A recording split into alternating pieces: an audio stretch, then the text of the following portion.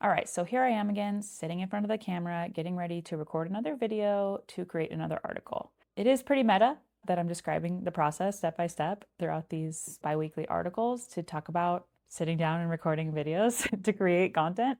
And to do that, I'm going to take you behind the scenes into how this article right here that I'm recording this video for actually got made. So way back in the beginning of this process, when I started this article series, probably around March, I sat down with Claude and I asked it to interview me about this content. I had a vague idea of what I wanted to talk about, but I needed to flesh it out into several different articles and video scripts. Rather than me telling it what I wanted it to write about, I wanted it to kind of bring more of the content out of me. So I asked it to interview me because that back and forth really takes something that I might write one article about into something that I could probably write 10 articles about. And that's pretty much exactly what happened. Because when it interviews me, it starts pulling things out of me that I didn't even know I wanted to talk about or that other people would find interesting. So we were going back and forth for a while, and we're now several articles into this series, so you know that we had already developed several articles to this point, and it asked me this question. It said, if someone had you on their podcast for an interview and they asked you whether AI was cheating, what would you say? And so I hit the little mic button on my Claude chat and I just started talking and answering the question. I do that on purpose rather than writing it out. I think there's something that comes across when you use the spoken word versus typing that sometimes can get filtered out. I think when we go to write or type something, there's a filter that our thoughts pass through and we weed things out before it even makes it to the paper. And when we talk, that doesn't necessarily always happen. At least for me, it doesn't. So I like to talk it out. And I feel like that's more of a brainstorm than it is like a finished piece of content if I were to be writing it. So what comes out of that and goes into Claude is something closer to the way that your brain actually works and the way that you actually talk. And it captures your talking voice, which is really genuine and really authentic, and it comes across more in the writing. So I talk it out. And I really recommend that you do too. And so that recorded answer became the foundation for this script. I will say that from my own experience, I can tell when I'm scrolling through a feed and I see something that's written by AI. I can just tell. There's not always something that I can point out, though sometimes it is in the phrasing or the em dashes, but sometimes it's just that I know that person and I know the way they speak and what they're posting is nowhere near the way that they think or speak or talk. And sometimes it's even more nuanced than that, and I just can't put my finger on it, but I can tell it's AI. And what's starting to happen really quickly is that our brains are all noticing that.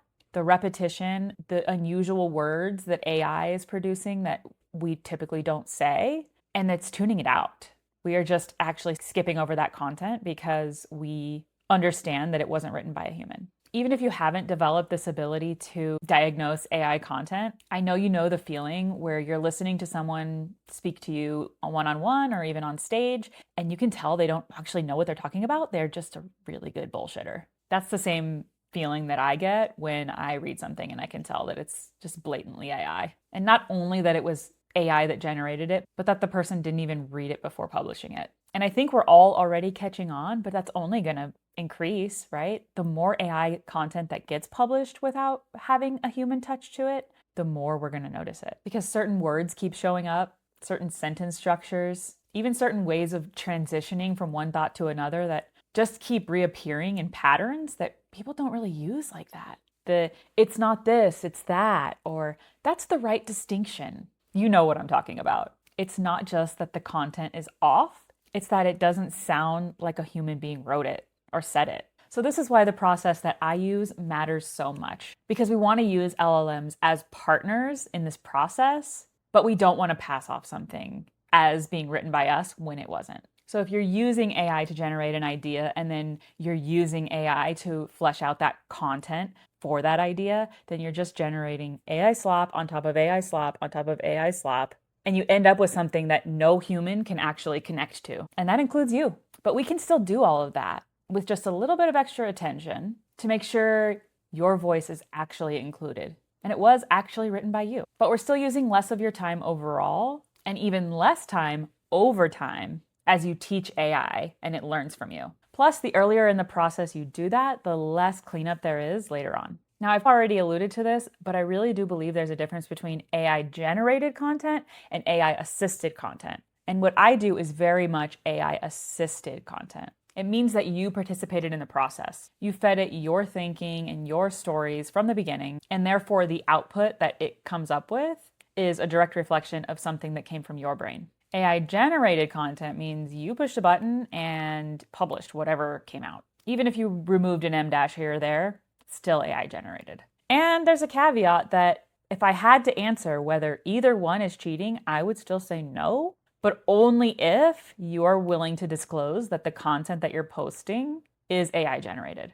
Because if you're not willing to do that and you're trying to pass it off as your own thoughts, that's absolutely cheating and unethical. I don't believe it's unethical because you used AI. I believe it's unethical because you're not telling the truth about it. And if you're not willing to say that AI wrote this and it wasn't you, then you probably shouldn't be publishing it. But even if you do, it's going to do more harm than good. I can promise you that. Because your audience is going to start detecting that. They're going to start feeling the disconnect or the inability to connect with the content that you're posting. It doesn't match the way you talk in your videos. It doesn't sound like the comments that you leave or the things you say on calls, stories, reels, anything like that. It's pretty much catfishing because it isn't you. And the more you publish content like that, the more you're cannibalizing your audience. One more thing I want to add is that this isn't a new way of doing things. Collaborating and participating with another entity is not something that came up because of the dawn of AI.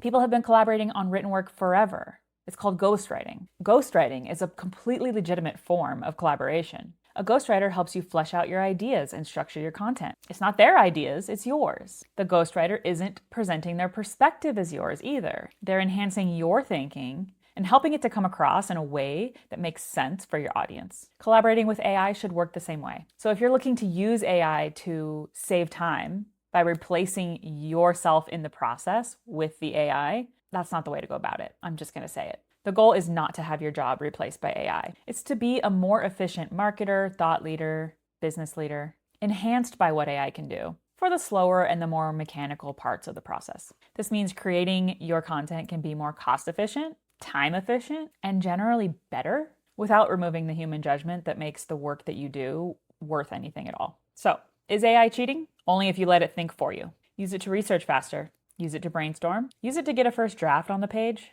Use it to automate the parts of the production process that used to eat up your entire week. But don't use it in place of your brain. Make sure that what goes out under your name actually came from you. The work is still yours. The ideas are still yours. Because the responsibility for what you publish is also yours. And you get that part right. And when you get that part right, you end up with better work and a more efficient way of producing it. Did this change how you think about working with AI? Is there anything that you think that I didn't cover? Let me know in the comments.